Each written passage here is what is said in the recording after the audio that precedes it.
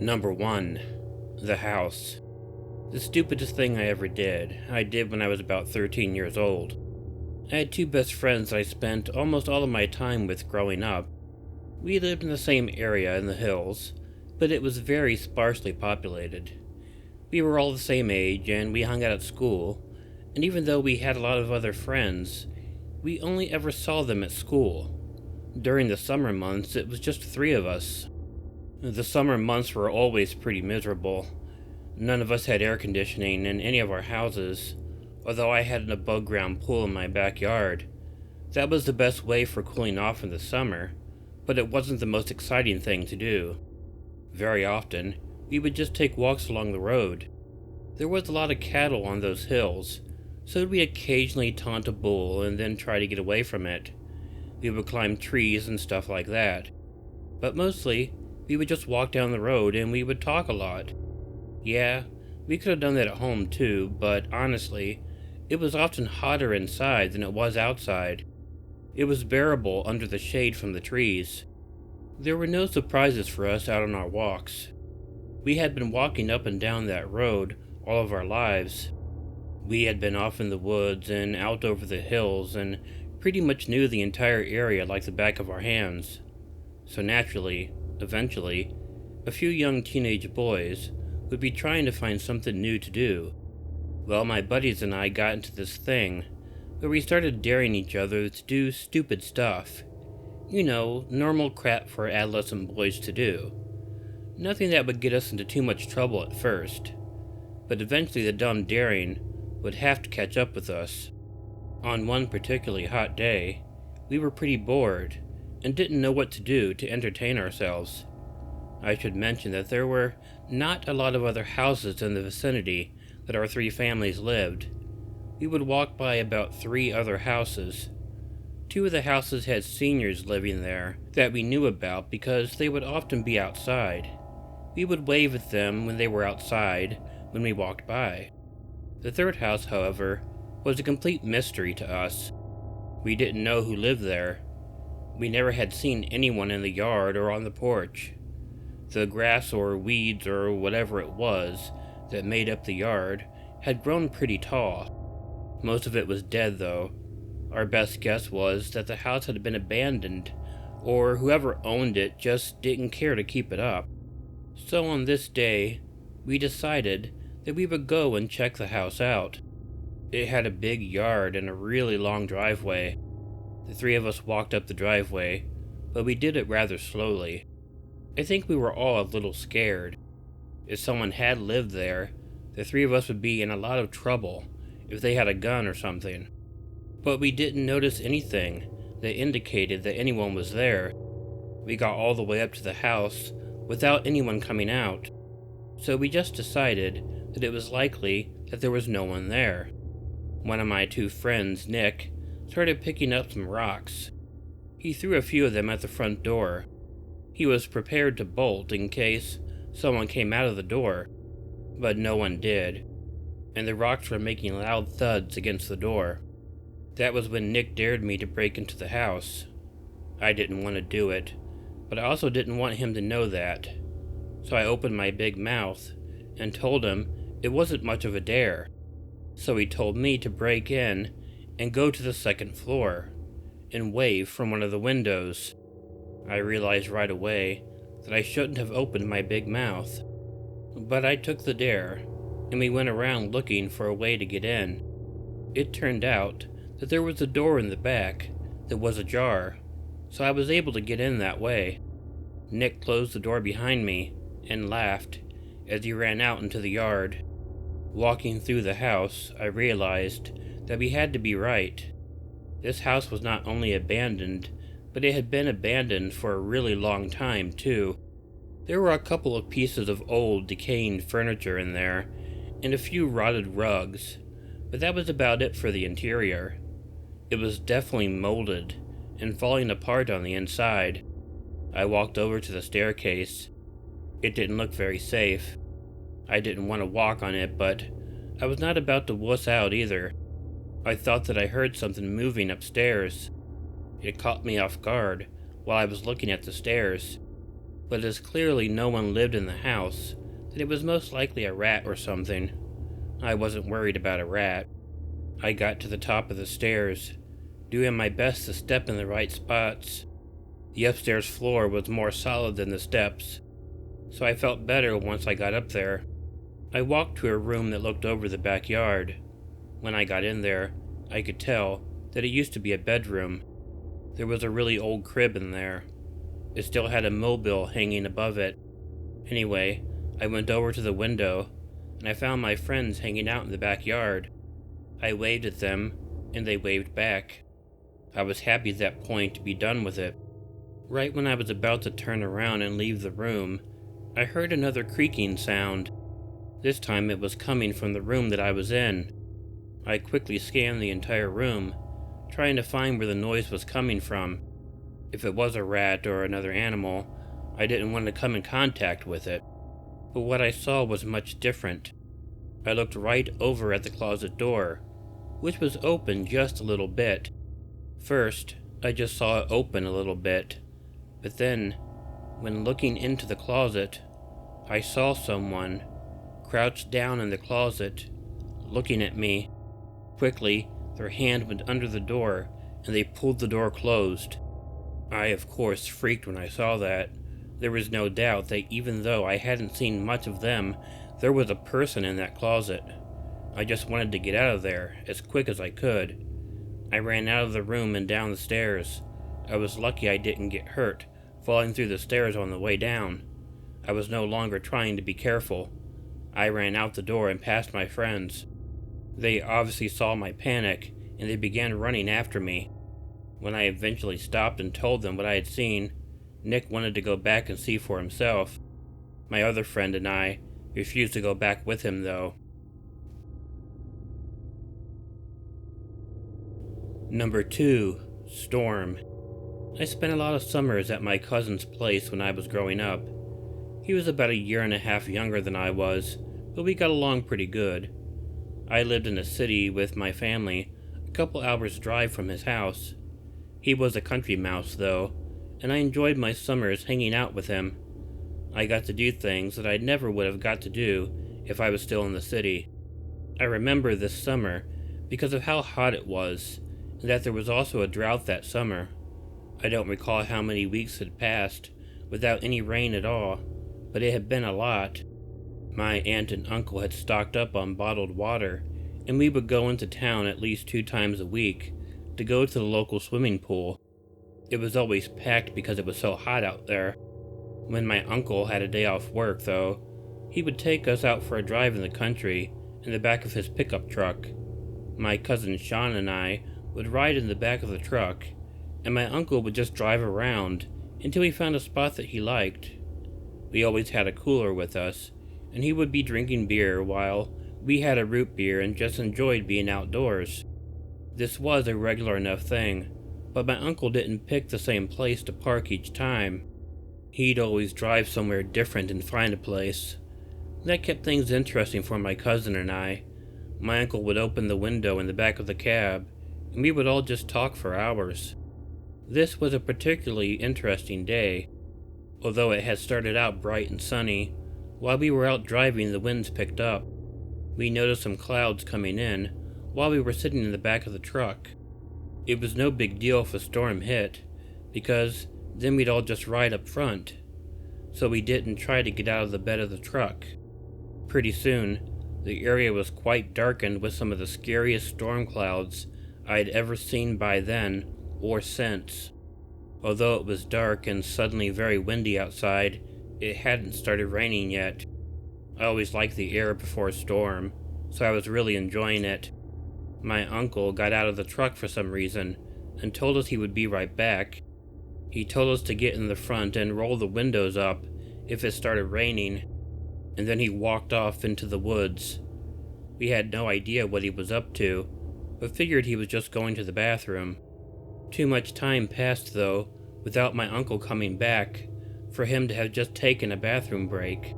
In fact, a really lot of time had passed. Although we weren't worried about it, we were aware of it. My cousin and I began talking about what my uncle could possibly be up to. But up until that point, we didn't worry. With all the noises of the storm around us, one would think that I wouldn't have noticed the noise of someone in the woods. But in between bouts of loud thunder, I did hear a noise, like a twig breaking or something. Thinking that it was my uncle finally coming back, I looked over in the direction of the noise. What I saw was definitely not my uncle, however. There was a very scary-looking older man who was coming out of the woods. I'd seen a lot of rural people in my life, but this guy looked like he lived off the land and never cut his hair or took a bath in his life. Both my cousin and I met his gaze, and we both froze, because it was definitely not a friendly look. The man began angrily babbling.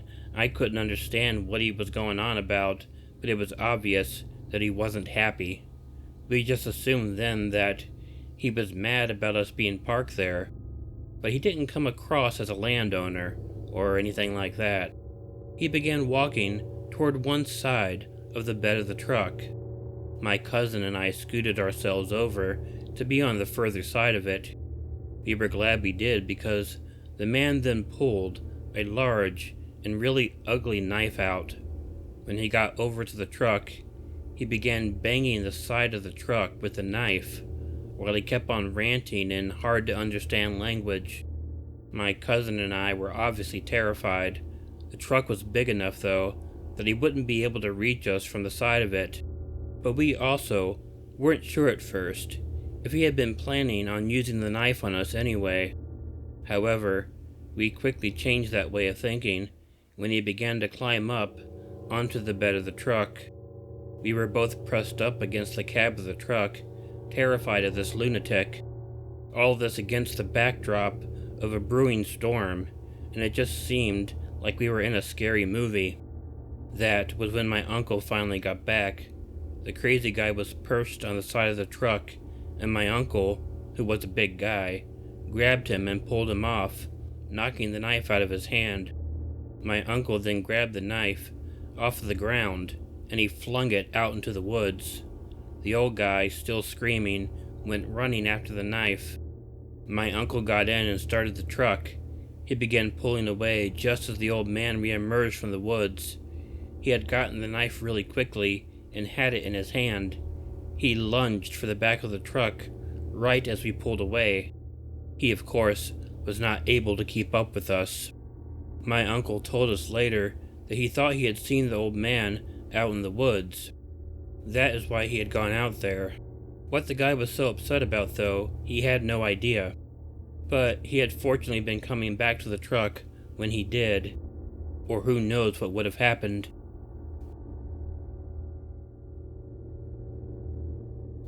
Number 3. Mornings. The very first thing that I came across wasn't something that I thought about too much. It was a summer morning, and I was going to go outside and mow the lawn. My parents were at work, and I had the house to myself during the days in the summertime. But I was not the kind who spent a lot of time indoors, so I always tried to find things to do with myself outside. When I came out, there was a lot of dirt all over the front door. I didn't give it too much thought, just that I would have to clean the door off once I was done mowing. I didn't even stop to think about how the dirt got on the door either. Once I cleaned it up, I put it out of mind. That was all, up until a few days later. I can't remember exactly what I had to go outside for this time, but I noticed more dirt and some rocks on the front porch. This made me think that maybe something was going on, but nothing special at the moment. It could have simply been something if my parents had dirt on them or something. I really wasn't sure. Although I often kept myself occupied outside, one thing I didn't do was get up early in the morning like I did for school during the fall. I would sleep in until late morning, and often until around noon during the summer, so a lot of things could have happened from the time that my parents left to go to work until I got up. I truly didn't get concerned until a few days later when I was going outside, and this was the worst yet. I couldn't tell what it was, but there was a substance that was supposed to be passing for blood on the porch. Now, I knew it wasn't really blood. It was a pretty lame attempt to pass off as fake blood, but the point of it was very clear, that someone was making some sort of statement to me. I cleaned it up. I didn't tell my parents about it, but I did try to get up earlier in the morning to check and see who had been leaving these messages on the porch. I figured they were doing it after my parents left, since they had not seen any of the things that I had seen. For a few days I was up and checking to see if someone had been coming into my yard, but during that time period, no one left anything on the porch, and I hadn't seen anyone. This went on for a week, before I finally gave up trying to find someone. Maybe it had just been a prank and it was over now. Although part of me, the part that always likes to scare myself by thinking the worst, thought that maybe they knew I was up in the morning, and that was why nothing else had ever happened again. I eventually began sleeping in again. I'm not sure how much time had passed this time before something happened. All I really remember is that it was definitely a work day for my parents because I was in the house alone. I was sleeping when I heard something that woke me up. At first I didn't know what it was. I noticed then that it was a tapping sound, and it was coming from my window at the back of the house. I always had the curtains closed on that window because of how I always slept in. I got up, out of bed, and went over to the window. I opened the curtains just a little bit in order to peek out. When I did, I saw someone who I didn't recognize at all, tapping on the window with the handle of a knife. I was looking from the side of the curtain, so they didn't see me right away. However, I then pulled the curtain open really wide, so that they could see that I was there. The look on his face was actually astonishment. It was like he had expected to see someone other than me in my room. We looked at each other for a few moments, and that is when the guy turned and he ran off. He ran right to the fence that surrounded our yard, jumped over it, and he disappeared into the woods. It was altogether a strange experience. I was really worried going forward about the possibility of him coming back, but over time, he seemed like he had decided not to. All the weird things ceased as well. All I could think of was that he might have been meaning to torment someone else he thought lived there. I don't really know. But waking up with a guy tapping on your window with a knife is a pretty terrifying thing. Hey all, Killer Orange Cat here. First I want to thank all my paid Patreon subscribers, starting with my two VIPs, Chiamerah Cat and Pixie Hopper 8. I also want to thank Heidi H, Chronic J, Stinky News, EricaOdd, Tracy Sellars, Kelli Clark, and Broken Angel. I hope that you enjoyed this video, and if you are a Patreon member and you haven't been checking the Patreon, I did post a story, both the audio story for the paid members and the written version for everybody on Patreon last Saturday. So if you haven't checked it out, please go ahead and listen or read it, and I hope that you enjoy it. I'll try to get another one out soon as well. In the meantime, if you like this video, please let me know by hitting the like button. If you're not already subscribed to Killer Orange Cat, and you'd like to be, please hit the subscribe button and the bell, so you'll be notified of new videos. Leave me a comment to let me know what you thought, and I'll try to get back to you. And consider sharing the video with someone you think might enjoy it. If you have an original story you want narrated on Killer Orange Cat, please send it to the address included in the description. And now I'd like to mention all of my free Patreon members: Anthony Bowers, Remi, Venikins, Rose Metro, Woofer McWooferson, Cindy Cleveland, Vanapira Rayne, William H., Alien Unicorn 13, Kathryn Lynch, The Bama Guy 334, Michael Vasquez, Bonnie Lynn, Collet Bond, Krista Pike, Prince UVA, HF Creations, Bonnie Gibbs, Linda Moore, DJ Lira, Evil Black Cat, Lori Hicks, Lisa Herman, Krystal Robin, Hillbilly 13, RhettSchall, John Tull, Baby and Baby, Sherry Hubbard, and Vina Waldren. But in the meantime, please don't forget to make sure to check in your closet and check under your bed, because you never know where a Killer Orange Cat might be hiding. Good night.